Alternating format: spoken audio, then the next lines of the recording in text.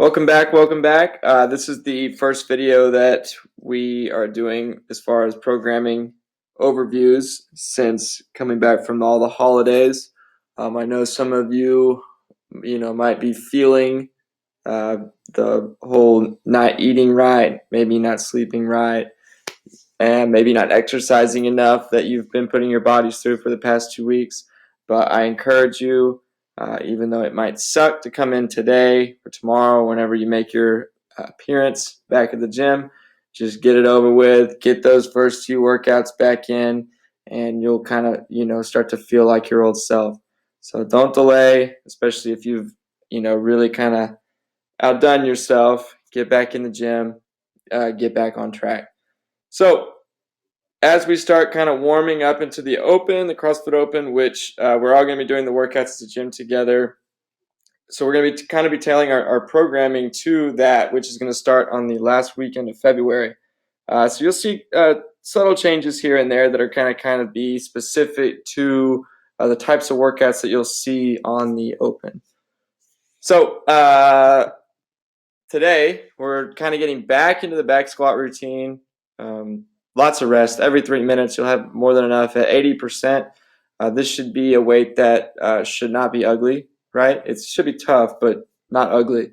Like I said, more than enough rest. Then 2 sets of 5 minutes. These are, should be performed at about 90 to 95%. So pretty intense. And you're trying to replicate your scores. So we're looking at repeatability, being able to put out the same output twice. And then we got a little bit of mobility work for your quads. Barbell cycling. This is a term you'll see and you should get familiar with. Really, it is practicing efficiency with the barbell in your hand, making sure you're being efficient rep to rep, being able to put reps together and not, get out of sync or losing energy where we don't have to. Think of it as you are a kind of like a baton twirler. A baton twirler doesn't get that way overnight. She does, or he.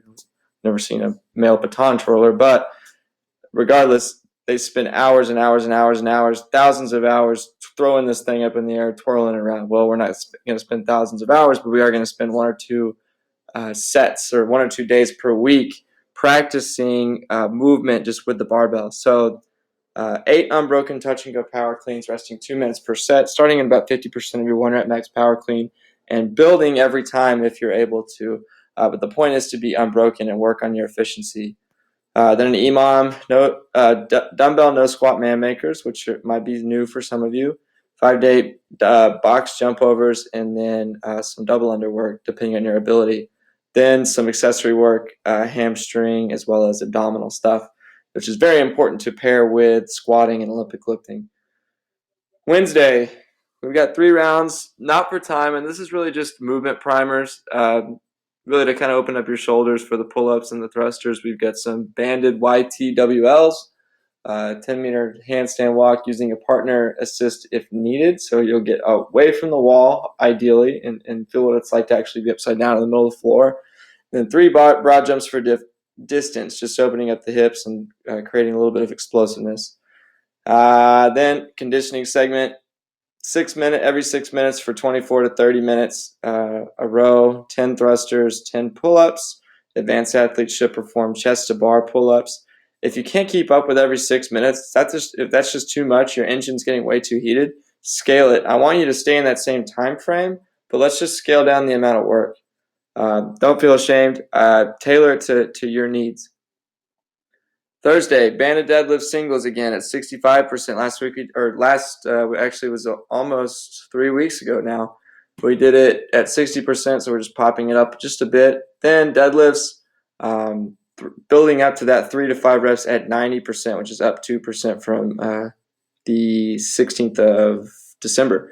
Then another EMOM, 12 alternating dumbbell snatches, 5 to 15 ring dips, and then a row, which we practiced with. This is a row for meters, which we usually don't see in EMOM, which we practiced with a couple weeks ago. Friday, snatch work. Again, I know that people see the word snatch and they're like, oh, not coming that day, but make it a priority.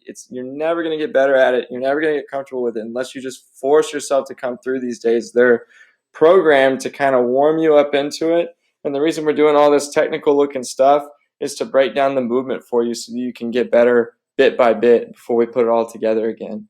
So snatch 3 position work at 65 to 75%. That's more or less just, like I said, barbell path work, bar path, and movement prep before we get into these new 2 snatch liftoffs where it's basically just pulling the bar off the ground, pausing 1 second at the knee in good position, and then 1 full snatch at 75 to 85%. Then we're getting into a little bit more accessory work. Unbroken toes to bar, just working on connecting reps. Again, this is more open prep type stuff. Then lateral sled drag, click the link and watch the video. It's basically what you think it is, facing sideways and dragging the sled to kind of work movement in another plane of motion. And then AMRAP, unbroken, strict, then kipping, handstand push-ups. If you can only do kipping, then we're only doing kipping. If you can't do kipping yet, then we're doing banded. If you can't do banded, then we're doing seated dumbbell. Okay. The key is, though, to go through the full range of motion, being able to stack your hips, ankles, hips over your shoulders with the shoulders open and in a straight line. That's it. Again, make sure you make it to the gym if you've kind of fallen off the wagon. This week is your week to get back on it. See you then. Bye.